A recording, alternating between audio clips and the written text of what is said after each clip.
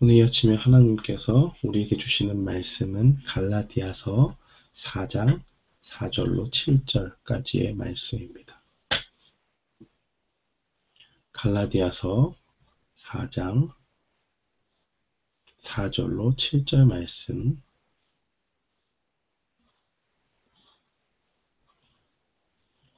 우리 다 찾으신 줄 알고 한 목소리로 함께 봉독하겠습니다.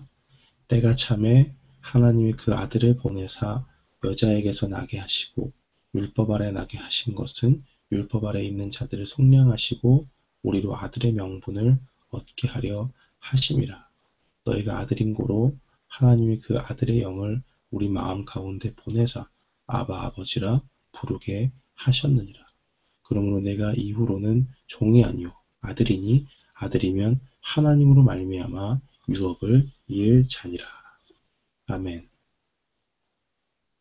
저는 오늘 본문 말씀 갈라디아서 4장 4절로 7절 말씀을 통해서 종의 삶으로 돌아가지 말라라는 제목으로 주의 말씀을 선포하겠습니다. 사람은 누구나 성장하기를 원합니다. 특별히 그 어린 아이들을 보면 어른이 되고 싶어 하는 경우가 상당히 많습니다. 왜 그럴까요? 어른이 되면 그 누리는 지위도 있고 그 성숙함 가운데서 나오는 지혜가 있기 때문에 그렇습니다. 어린아이들이 뭘 잘 모르면 어른들한테 묻지요. 특별히 아버지나 어머니 가족에게 묻습니다. 그러면 그들이 내놓은 어른이 되어서 어른의 시각으로 그러한 일들을 보면 너무나 당연하게 가지는 해답들이 있지만은 어린 아이의 때에서는 그것을 알 길이 없습니다. 그러나 어른에게 물으면 어른이 지혜롭게 대답하고 어른에게는 아무렇지 않은 지혜로움을 그다지 느낄 수 없는 성숙함을 느낄 수 없는 그러한 대답일지라도 어린아이에게는 굉장히 새롭고 지혜로운 것으로 들립니다. 왜 그렇습니까?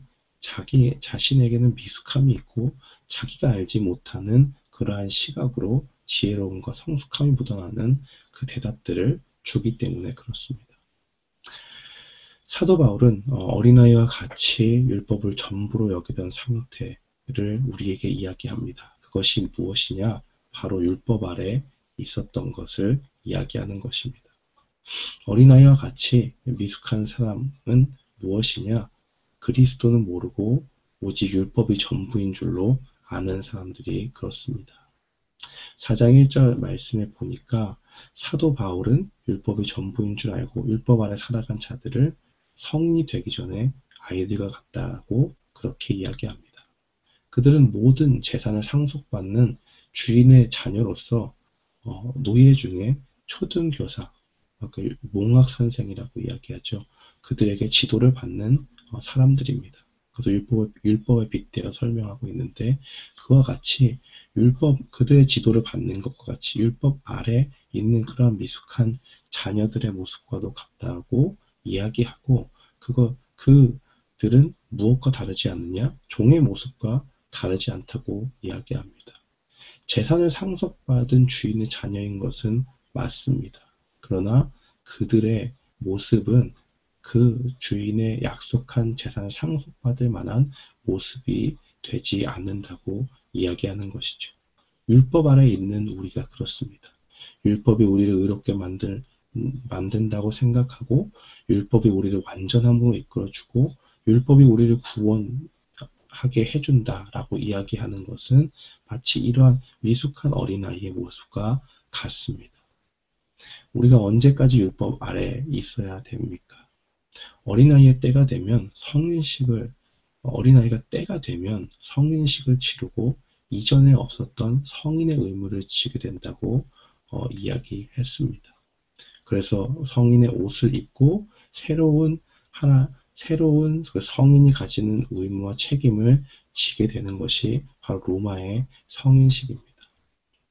그것과 이어서 계속해서 이야기하고 있는 것이 사도 바울의 논지인 것이죠. 때가 차면 어린아이가 때가 되면 성인식을 치르고 이전에 없었던 성인의 의무를 지게 되는 것 같이 우리도 이제 하나님이 정하신 때가 되었다라고 이야기하는 것입니다. 이전에 율법이 모든 것을 보장해 줄 것처럼 율법 아래 살았습니다. 그러나 그 안에서 그것을 지키면 지킬수록 느껴지는 것이 무엇이냐? 철저한 인간의 한계를 깨닫습니다. 내 안의 죄가 밝히 드러납니다. 어떻게 내가 이렇게 죄인된 인간인가? 어떻게 내 안에 이렇게 악한 마음들이 많이 있는가? 하나님의 말씀을 기준으로 삼고 그 율법의 기준의 한계에 따라 율법의 그 기준에 따라서 계속적으로 자신을 살피다 보면 그러한 한계에 치닫게 됩니다. 처음에는 열심을 내어서 지키죠. 그래 내가 실패해도 또 할 수 있을 거야. 또 할 수 있을 거야. 또 할 수 있을 거야. 그러나 그러면 그럴수록 더욱더 큰 절망을 맛보게 됩니다. 왜 그럴까요?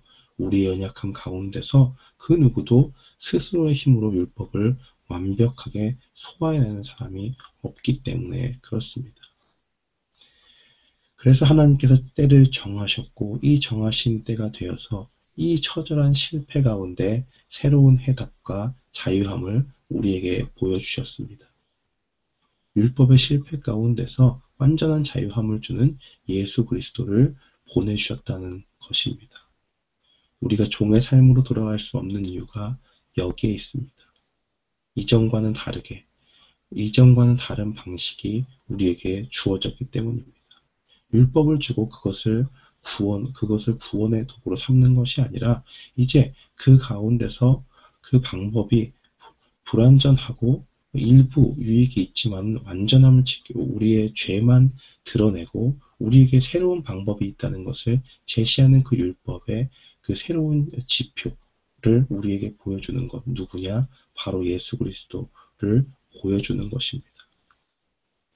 갈라디아서 4장 4절로 5절 말씀은 이렇게 증거합니다. 때가 참에 하나님이 그 아들을 보내사 여자에게서 나게 하시고 율법 아래 나게 하신 것은 율법 아래 있는 자들을 속량하시고 우리로 아들의 명분을 얻게 하려 하심이라.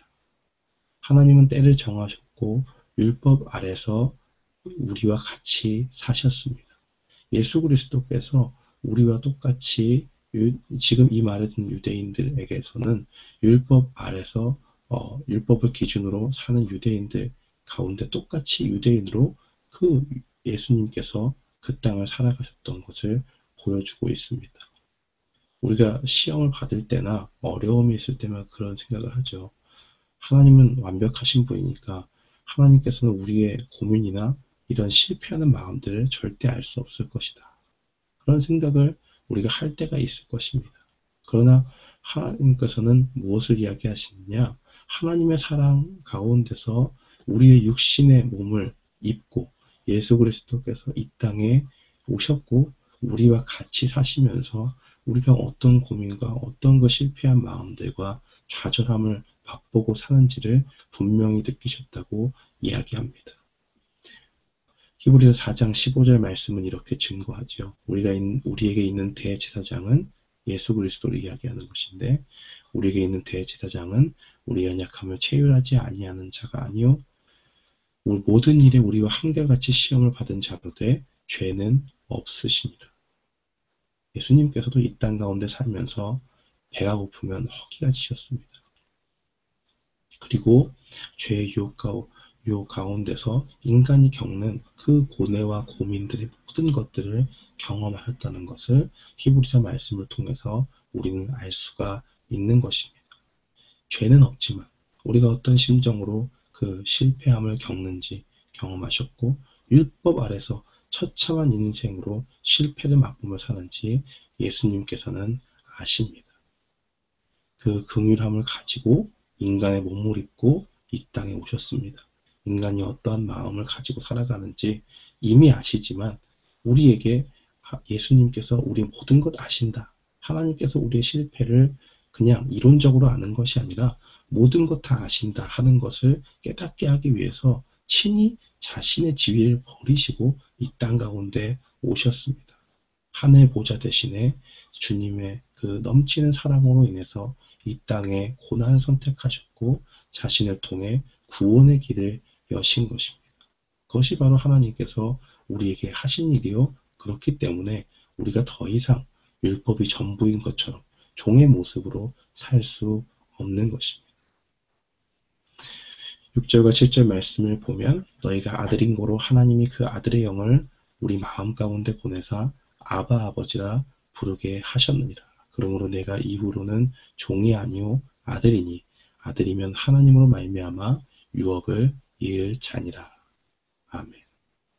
그리고 이제 믿음을 고백하는 자로 거듭나게 하기 위해서 우리에게 하나님께서 우리 마음 가운데 믿음을 주셨는데 성령을 통해서 주셨습니다.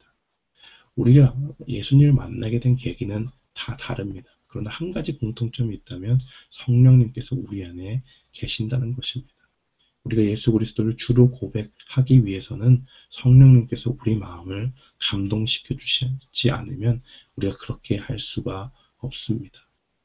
이제 우리가 종의 삶으로 돌아갈 수 없는 이유는 성령님께서 우리 안에 내주하셔서 우리가 율법이 전부인 것처럼 사는 것이 아니라 율법을 통해 밝히 드러난 그 죄를 예수 그리스도 안에서 하나님의 능력을 힘입어서 모든 것을 감당하게 하시기 위함입니다.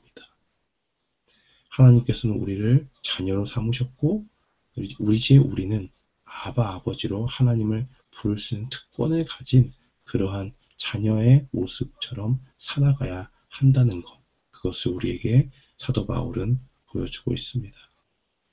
요한복음 15장 15절 말씀에 보면 이제부터는 너희를 종이라 하지 아니하리니 종은 주인의 하는 것을 알지 못함이라. 너희를 친구로 하였노니 내가 내 아버지께 들은 것을 다 너희에게 알게 하셨습니다. 라고 증거합니다. 예수님께서는 제 아들에게 끊임없이 하나님에 대해서 이야기하셨습니다. 하나님이 어떠한 분이신가 자신의 삶을 통해서 보이셨고 그 성령님을 이제 자기 자신이 하늘로 올라간 이후에는 성령님께서 우리에게 모든 것을 알려주실 것이다 라고 그렇게 이야기하시고 성령님 받을 그때를 기다리라라고 그렇게 제자들에게 당부하셨습니다. 약속하신 성령이 오셔서 그들을 감동하였을 때 그들의 삶이 변하였고 그들이 성령의 능력 가운데서 하나님의 일들을 감당하는 것 우리는 분명히 볼 수 있습니다. 사랑하는 성도 여러분, 오늘 우리가 기억해야 될 것 무엇이냐? 우리가 더 이상 종의 삶을 살 수 없는 이유는 예수 그리스도께서 우리에게 오셨기 때문입니다. 그 율법 가운데 놓여진 그 종의 모습처럼 사는 것이 아니라 이제는 하나님께서 율법의 실패함을 뛰어넘어서 그 모든 율법의 만족함을 성령님을 통해서 우리 가운데 이루게 하실 것입니다. 우리가 힘들고 어려울 때마다 하나님께서 아시고 위로하시며 하나님께서 아바 아버지로 우리를 부를 수 있는 그런 귀한 하나님의 자녀로 세우셨기 때문에 우리가 더 이상 종의 자녀, 종과 같이 살 수 없는 것입니다.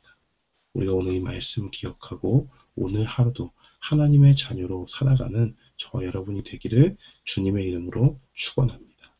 아멘.